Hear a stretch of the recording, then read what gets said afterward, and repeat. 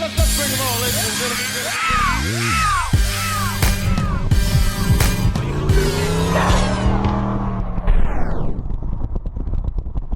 All right, so we got the turbo drain in, we got the turbo clocked properly. So now let's work on the downpipe. Now, the thing is, normally I think I come from underneath and install the downpipe. Oh, here's something I wanted to show you guys. I was telling you about a gasket. Instead of ultra copper, you can make a gasket for your hot side pieces.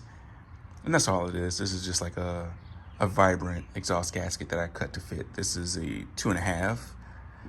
And I have a 3.5 one also to go from turbo to mid pipe to downpipe. All right, we got the downpipe in, so now we need to connect the mid pipe. My suggestion is, before you get to this point, whatever spark plug wires you're gonna route, go ahead and do them now, because they're gonna be a pain to get to once you fully install the downpipe and the mid pipe. Now, if you're gonna reuse your old spark plugs, I just suggest that you just do a quick resistance test. So I did have some kind of insulation on these. So this is the hottest part of the plug. And so I have it insulated pretty well. I should have cut these things to length, which I still have time. As long as I get this part in, it's good. I can still trim them at the top side.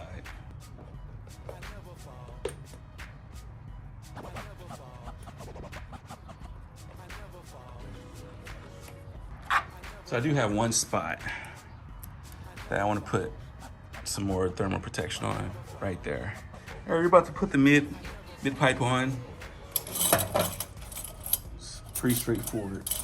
Just line it up. I'm not putting my little sealing clamp on this one, just because it's right here and it's easy access to tighten up. So what you don't want to do is start cranking down on this right now. Get it loose and get it centered.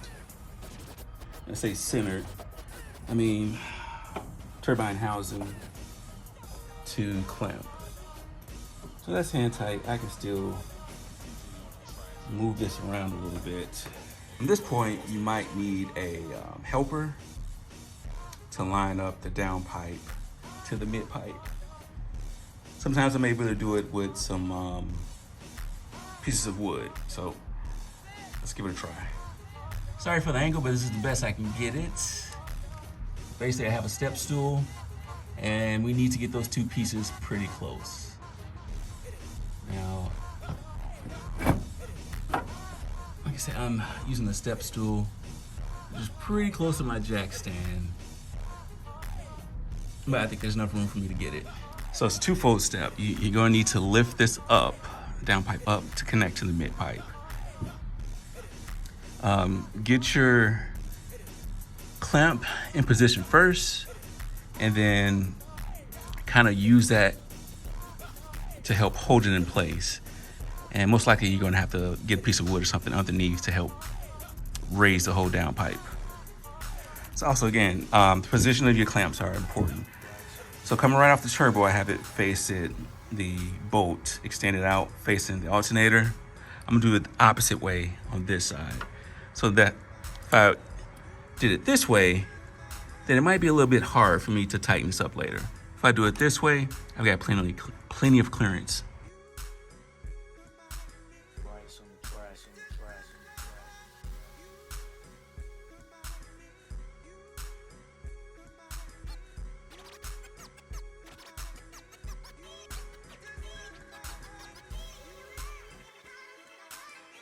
All right, so this is properly aligned. So make sure before you start cranking all this down, you get all this aligned, because from component to component, you can't have a misalignment. So get all that straight. Your clamps should be perpendicular to the turbine housing, perpendicular to the mid pipe, and same thing here. Clamps should be perpendicular to each side. If this clamp is cocked just a little, then it's off and you need to reset. I'm not going to hook up the exhaust right now, so I'm going to go front side, and I need to hook this guy up, and I need to finish this connection right here, this connection to the throttle body. So now's a good time for me to connect this to the throttle body since I have the downpipe on. Next milestone is getting the intercooler to throttle body pipe hooked up. Now I'm gonna use my friend hairspray.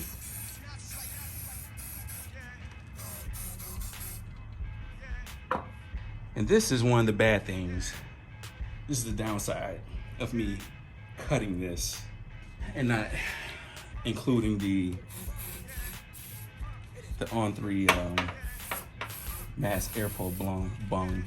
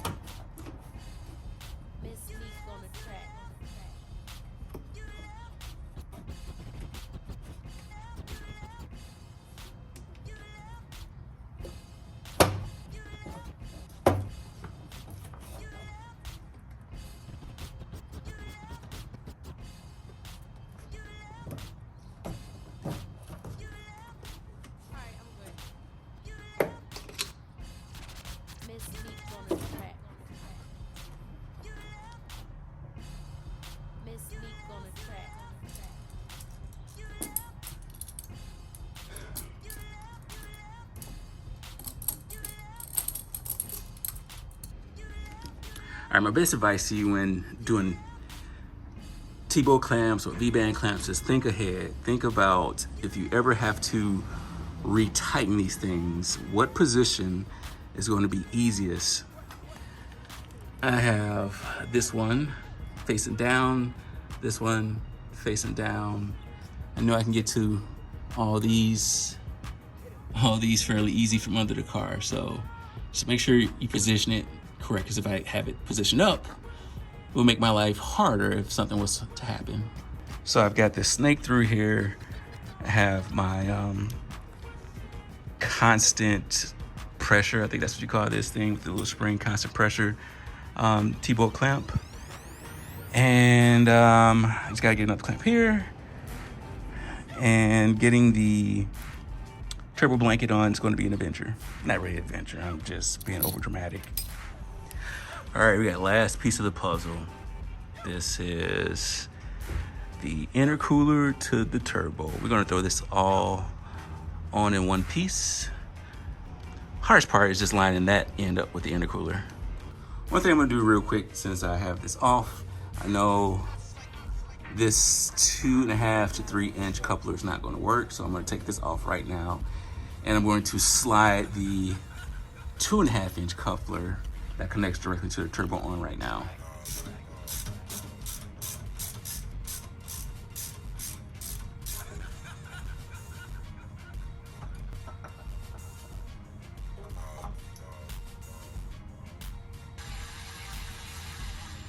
All right, got that on. Now we want to get our coupler on this fella right here. So I'm not gonna record all these steps, but it's basically same principle. Throw some hairspray on it and tighten it. All right, so we got this connected. Only issue I have is my trans cooler is rubbing on my gate. So after I get the pipe connected to the turbo, I'll come back down here, take a look at this, because this is going to drop some. And if it doesn't drop much, then I might have to put some kind of barrier here to keep this from going metal to metal. All right, we're here. Final connection as far as plumbing goes on this On3 turbo kit. Now, this is something that you can do by yourself, you know, with some little common sense and using some things for leverage or, you know, assist. It can be done. It's not that hard. And, you know, just following my little tips as far as making sure sealing surfaces made up, maybe adding the gaskets, the rim flex, header gaskets, slicing up the blink bars. All that little stuff is going to play big dividends down the line when it comes to run this. So let's get some hairspray. Let's remove the jack stand. Let's line this up. I'm not sure if this T-bolt is going to hit right there, so I might have to spin that around, but we're finally here.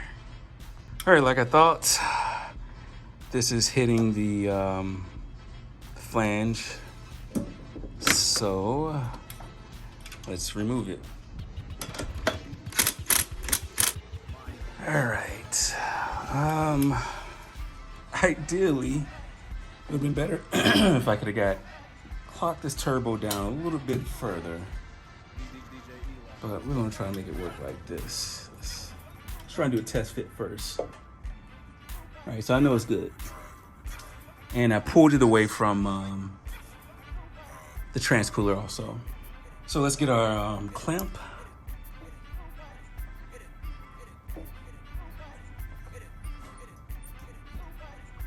Oh crap. Oh wow, that's that making figures on there. I don't think I might have to put any hairspray on that. Gosh, because it's not going anywhere. Yeah, I might need to point this down also because this hose clamp is going to come out and interfere. So let's point this down. And now we're going to run problems with the AC connector, so spin it on the inside. It's going to be harder to get to, but we don't have a choice in the matter. Hey, so that's it. Everything is back together. We got the hot side done. We got the cold side done. And you know what? Honestly, if you've been paying attention to the channel, you know that I've already had this car out on the road. But, you know, this is the completion of the full On3 turbo kit install video that I want to do for you guys. The car is running. I have been taking the car out, but I've been running into some small issues that I've been trying to iron out. So no real pool videos yet. One thing I had to do is throw another external transmission cooler back on. And now it's getting the car out on the road. But before we do that, you guys have to wait for the new wheel reveal video to drop. That's probably going to drop next. Now, like I said, if you've been paying attention to the car, you've seen it out on the road. You've probably seen the wheels, but they're controversial for one reason, and I'm going to explain it in the wheel reveal video. So be on the lookout for that. So tell me what you think about the installation of this On3 kit. I think it's out of a 1 out of 10. I know CJ Pony Parts do like out of so many wrenches, but out of 1 out of 10, I would say this is like a 4. Maybe because I've done it so many times, it doesn't seem hard. But if you're mechanically inclined and, you know, pretty resourceful, it's not hard doing this, you know, to be quite honest. Fitment wise, even when I first got it, you know, the fitment wasn't horrible like some people say they were. Maybe the older systems were, but like I say, this system is, this kit is almost 5 years old. So, hey, if you have an On3 turbo kit, tell me what you think. Tell me what kind of problems that you had. Just leave a comment. Tell me what you think about this whole install video. If you are on the fence about buying an On3 turbo kit, you know, drop a comment down below and I'll answer your question if I can. So, like I said, be on the lookout for the wheel reveal video and some pull videos.